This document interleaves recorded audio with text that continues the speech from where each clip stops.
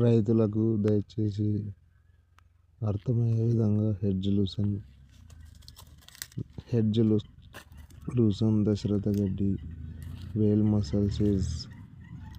ఈ విత్తనాలు రైతు దగ్గర తెర్నేక విలేజ్, ధ్యానకొండ మండలం, కర్నూలు జిల్లా 9160670285.